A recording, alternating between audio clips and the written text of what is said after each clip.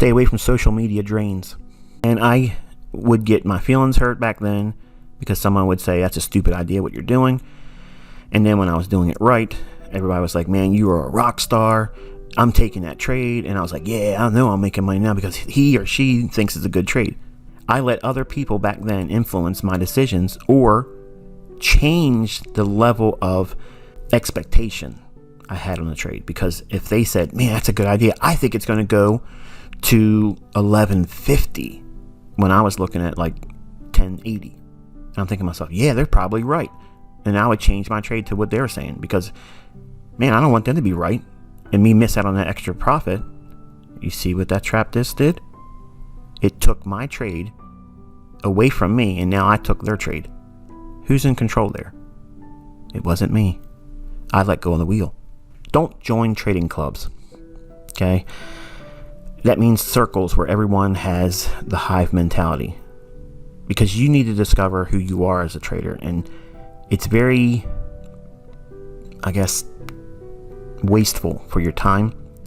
And it stunts your growth if you start going into a group that has, well, this is the only way of trading. And this is all we do around here.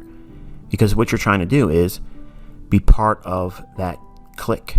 Okay? You're trying to take on the hive mentality. And it may not be suited for you. But if you waste more time and unfortunately money, you don't want to discover that you've been wasting your time and money. Trading is a solo sport. It's not a team sport. No matter how good your guru or mentor is, if you're doing everything they say, you aren't in control. You're growing codependent. Don't subscribe to alerts. That gets back to signals. You want to be the source or generation of the trade ideas. That way, when you're wrong, you're forced to assume the responsibility. You can't say, well, I just listened to that person. They were wrong. They suck. Well, what are you going to do about it? Well, I'm going to find somebody else. That's not responsible. That's gambling. You're going to another slot machine at another casino. That's all that is. Versus, I want to learn how to play cards and manage my risk, not bet too big, and just be steady Eddie at the table. You want to be the generating source of the signals. Don't subscribe to someone else because you have no idea what got them into the trade. You don't know what influences are being imposed on them. That never happens, folks. That never happens. Never subscribe to other people's alerts. Don't count other people's money. That's what's popular right now. Everyone wants to know how much money someone else has. Instagram, what cars do they drive? What houses do they live in? Where are they having their vacation? What do they wear? What kind of shoes they have on? Do they wear socks? What kind of underwear do they have? What jewelry do they have? All that stuff is a waste. It's a waste of your time. It's a waste of money. And you don't need all those things. If you're trading to do that, you're never going to get there. If you are trading to live like that, you're never going to get there. Because you're looking at money and you're not looking at the process that's involved that would eventually lead to profitability. So you're chasing that carrot, that little piece of candy that's dangled in front of a child. You may be a stranger, but if you dangle that candy in front of a child, what's the child going to do? Reach out for that candy. And that's what all these people do. They dangle all this lavish toys and lifestyle materialism. All of that is fluff. I've never done those types of things.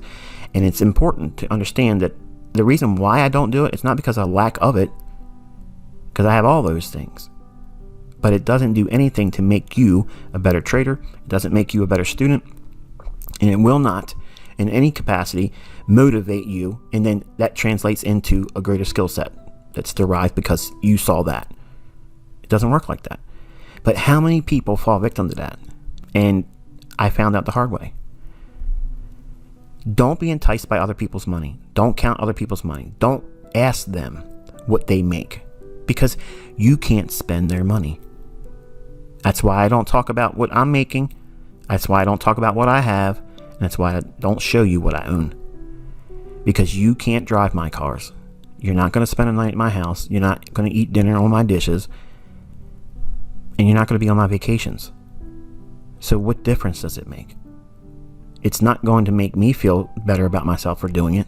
In fact, I'll feel like a slime ball like I did when I was younger, because I did that stuff to get people interested in me. And it's not necessary. Don't feel insignificant by contrast. When you see other people succeeding or supposedly succeeding, don't measure yourself against that. Because if you do, what you're saying is, I'm only successful if I get to where they're at. I did that. And when I stopped and said, you know what? I'm going to look at a goal that's above everyone I've seen out there. I didn't believe anyone else was more successful than Larry Williams. And he took $10,000 to $1.2 million in 1 year.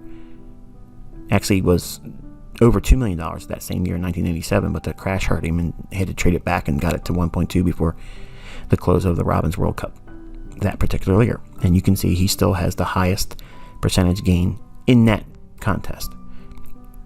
So I said, I'm going to make more than that. Because that was my measuring stick. Don't measure yourself against someone else. Wow, what you just learned here could change the whole approach to trading. Are you ready to take the next step? Your next big insight is just one click away.